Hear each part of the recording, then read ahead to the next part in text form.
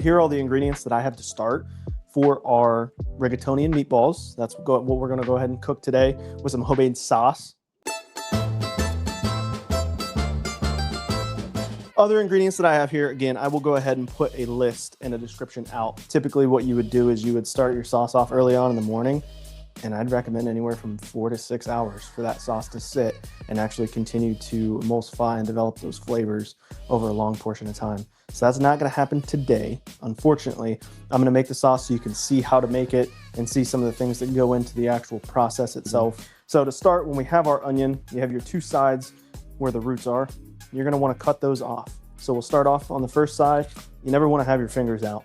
The easiest method is to actually use a claw. When you use the claw, your knuckle actually acts as a guide as you cut. So when we come back, every time we make contact with that knuckle, we know we can go down safely without our fingertips being in the way. Usually you wanna go about an inch from where that root is underneath that onion, and you'll have an outer seal here. So this part of the onion, we don't wanna use. This is the shell of the onion, and the best way that I found to actually take this off is if you just make a small cut into that onion. If you peel, you can peel that outer layer off the entire way around. And it's nice and simple. When we have a portion here that's stuck to, you can go ahead and rip that guy off as well. But it's a super, super simple peel. And right there you have an entire onion that we are ready to use. When you get to this point, I always go straight down, okay? By that, I mean, if you look, and we'll get close here so we can see, your onion should have layers like a rainbow. To start the dice on our onion, what we'll want to do is utilize the claw method here. We're going to start by facing our onion with the rainbow side facing away from us and towards us. We'll make vertical lines throughout the entire thing, about 1 centimeter thick. You also don't want to cut through the entire thing. Instead, you want to leave about 1 centimeter towards the bottom as well. That will build the layers without your layers themselves falling apart. If some pop out, you can go ahead and just push them right back in. What you'll want to do next is create a 90-degree turn. At this point, we'll want to take a half incision point through the middle of our onion, about halfway. From here, we're going to set our knife up perpendicular to the original lines that we created and slice through. That will create a dice on all of our layers. And you can see the rainbow method that we set up in the beginning has created nice solid layers for us to get very consistent onions from. If at the end we notice that some onions are thicker than others, take your knife back through one more time, similar to how we chopped our garlic.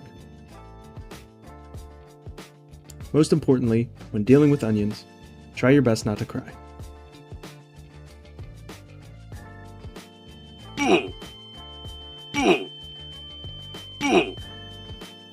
You're gonna wanna cook this roughly at medium temperature. Every stove is gonna be different. So you wanna have yours to the point where you can hear a nice sizzle from your pot, but the onions aren't getting too brown too quick. How we want to start with our head of garlic is just give it a chop right towards the top of the stem there, okay? You wanna reveal the cloves underneath it. So you can go ahead and just get your thumb in. And these garlic cloves are really easy to peel out, so you don't have to worry about taking a knife to it. You're just gonna go right around the edges here, another garlic clove, peel it off and set it to the side.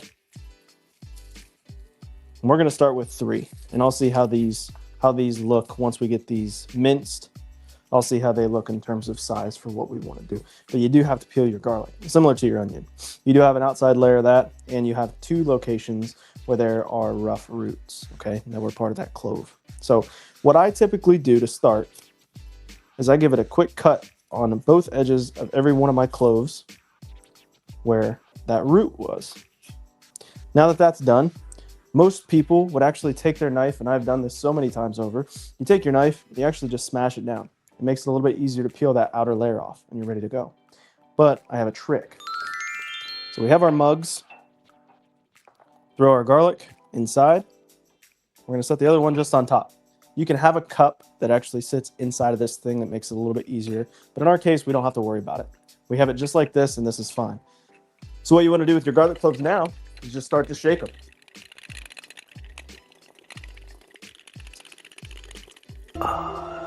Slow down, baby. And this is what you'll see. They will actually peel off within our cup. So there you go, perfectly peeled garlic clove. We want to get our garlic nice and finely chopped. So typically when I get to this stage and I have it all paired from one another, just take your knife and you'll keep actually the front quarter of your knife on the cutting board the entire time. And we're just going to make a motion like this, back and forth, okay? And as you go through it, you'll notice that we are hearing the mince as we go through our garlic. This is a good mince for me. I don't want to get it any finer than this. This will already cook down in that sauce, and by the time that you're ready to eat, you won't even taste those clumps of garlic or onions in there. They'll be so cooked down. We have a nice smoke here coming off of our onions and our garlic. You just want to mix those guys together. We'll go ahead and get our spoon. And what I'd recommend in this situation is I would actually go ahead and just get yourself a wooden spoon.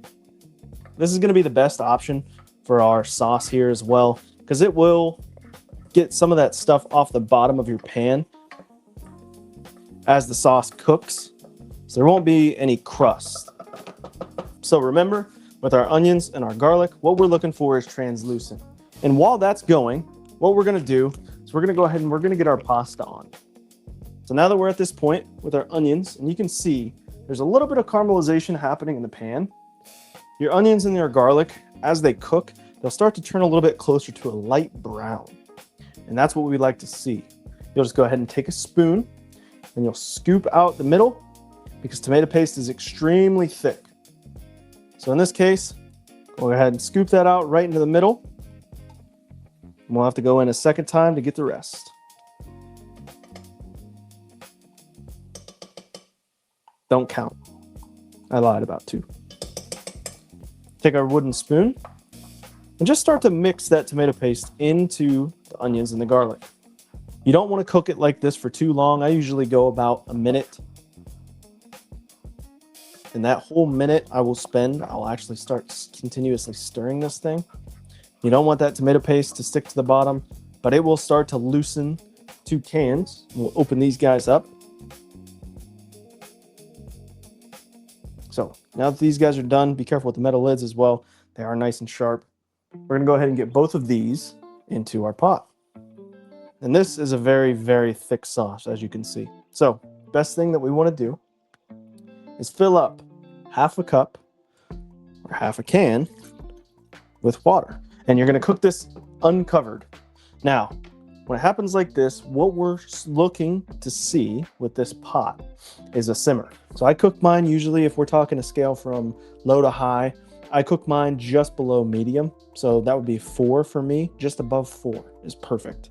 And yeah, I usually keep that rolling for about 30 minutes until I turn that temperature down after it gets to the simmer. And you just let those flavors continue to develop over, again, that 4 to 6 hour period. Now, seasonings that we're going to want to add to our sauce. Again, this is personal preference. You can always continue to add or subtract as you see fit, and just experiment. Figure out what's good for you. Italian seasoning is a staple for any Italian chef. So we'll go ahead and get this into our sauce. What we want to do now is add just a little bit of our shredded Parmesan. This isn't a mac and cheese, so you don't want to add too much. I add just a hair of onion powder and garlic powder. I would also argue that any Italian chef that's cooking a sauce will tell you about the bay leaf. In this case, 2 cans of tomato sauce, I'll usually just add 1 bay leaf. One of the most important things that happen with your sauce is sugar. Tomatoes are extremely acid. Or acidic, I should say. So because of that, you want to add some sugar to break that down. What I usually like to do is start with about 2 to 3 spoonfuls first. Meatballs. Start with our onion powder, our garlic powder. Do not be shy. Smoked paprika. Then we'll get our salt and pepper on this guy. Again, don't be shy with this. all these flavors are going to develop when it goes into your oil. And speaking of the oil, what we're actually going to want to do with that oil is utilize either a vegetable oil. In this case, I'm going to use a peanut oil. And then you can see right here in the back, we have our oil set up. So our oil is set up back there. It's ready to go. That's our peanut oil. You want to set that. We'll show you here in just a minute what I mean when I talk about the level of oil that you have in the pan, but it should hit right about half of the meatball. So that when you flip it over, it cooks the other half, but it's not cooking the full thing the entire time. That way it can cook the full way through. Now we're going to add the rest of our Parmesan, and you're going to want a good amount of Parmesan in this. It's going to make these meatballs nice and decadent, nice and rich. Breadcrumbs of choice, and I like to add this guy. So Kindred's Buttery Steakhouse. This is one that I've loved for a long time. I do this on a lot of dishes that I have. Specifically inside of it, it's just salt, dehydrated onion, dehydrated garlic, spices, red bell pepper, dextrose, parsley, some yeast extract. But this thing is excellent. Love the flavor that comes from these. So I add just a little bit of this as well into mine. We're going to want to incorporate our eggs. Why eggs? Eggs are actually our binding agent. If you've ever fried anything, that's what's going to help keep everything together. Now we're ready to stir. And there really is no better option than to just jump in and start to break that meat up.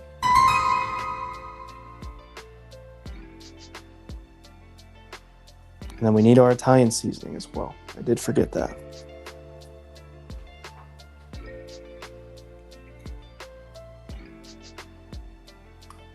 Silly me, silly me.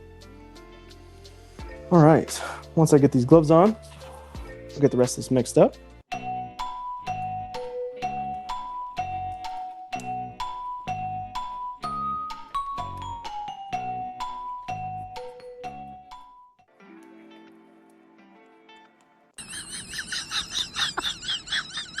Not quite, but I can work with it, honestly.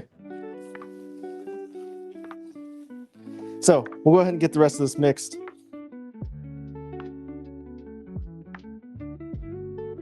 Let's get the meatballs actually created. And you can use the same exact bowl here. We don't have to change. We'll just set them along to the side.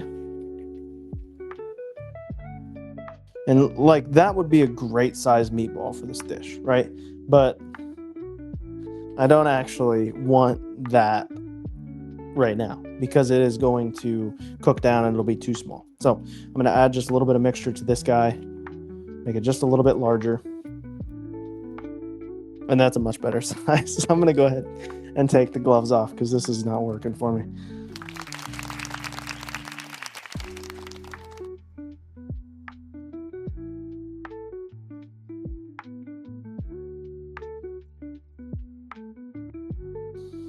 Now our meatballs are basically ready to go. So what do we do from here? Well, what we want to do is we want to test our oil and see if it's hot enough. What you want to do though, if you ever are ready to test it, is take some breadcrumbs. This is the best way that I've found to test your oil if it's ready to cook. Take just a sprinkle of breadcrumbs, and you can see that guy is spitting already, so you already know it's too hot. But take just a sprinkle of breadcrumbs and sprinkle it inside. You see that activity? That activity usually means you're ready to go. However, if it's popping, that usually indicates that you're just slightly too high. Lower this back in, and you can see the fizzle right there. That tells me that my oil is at least hot enough, but I don't want it to be too hot. So just let it come down for just a second. To give yourself a flavor tester, just take just a tiny bit off of one of your existing meatballs. So I've already rolled it. So I got a size like this that I want to test the flavor. I also want to test if our oil came back down a little bit in terms of temperature. So I'll go ahead and drop this guy in. And you can see the fry there, the activity on the outside edges. That's really good for that meatball. And it's not spitting, so we know that we're probably right at the perfect temperature. If it's too hot, it's going to cook the outside too fast and it's going to get dark. If it's not hot enough, it's going to sit in that oil and it actually retains a ton of oil flavor and it's going to absorb it and it's not going to be good. So we're going to drop our meatballs.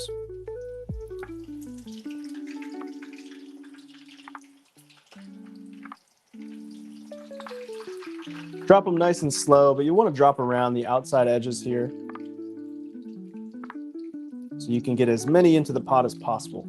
And do you see where this watermark is? So just about halfway up the meatball. That's actually perfect for our fry.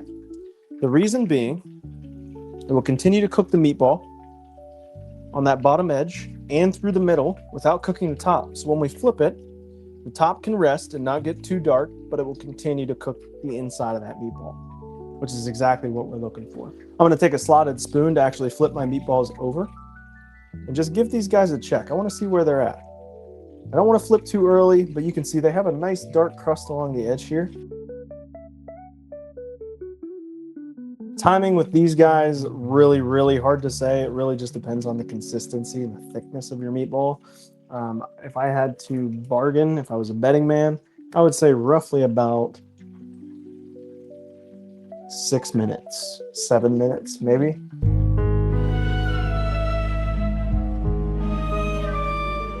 Now what I'm gonna do is take my pasta now that it's fully drained off and my burner has calmed down quite a bit, and I'll dump my noodles back in. And then I'm gonna take just a couple spoonfuls of my sauce. I'm gonna add that to my pasta.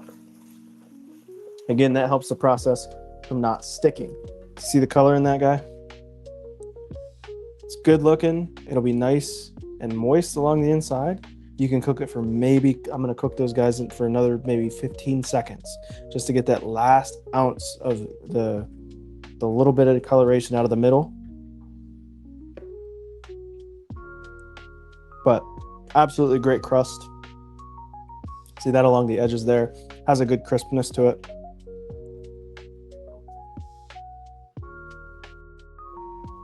Fantastic. All right. Let's get these other guys pulled. What I like to do with my meatballs, serve just a little bit of parmesan over the top.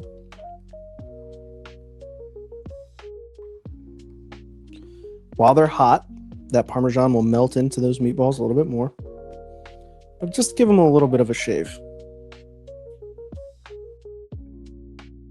You don't need a ton, but they come out looking like this, and that parmesan's already melting right into them. If you get to the point where your oil is starting to get too dark, you have too many specks floating around the inside of that oil, it just has a dark color to it, it's almost maybe tainting the flavor, and you can smell that. It's a little bit almost like a burn or a smoke. You can add some butter, okay? Always keep a little bit of butter out. Recommend unsalted butter. Just cut off a tablespoon at a time. Go ahead and throw it in there. It'll create some bubbles inside of that oil, but it takes down the darkness. It'll actually render some fat throughout the entire thing and the oil itself, so it won't be as dark and the flavor won't be as messed up. So what I do when I plate, I throw a little bit of sauce over the rigatoni itself, sprinkle with a little bit of the fresh grated parmesan. If you have some parsley, you can throw some parsley on there. I'm not a huge parsley fan, so I won't do that myself. What I will do, you can throw your meatballs actually in the sauce after they're done getting off a lot of your oil from the pot. We're just gonna go ahead and plate this guy. And look at the texture of that sauce. That ended up perfect. We just throw a little bit extra sauce on those meatballs.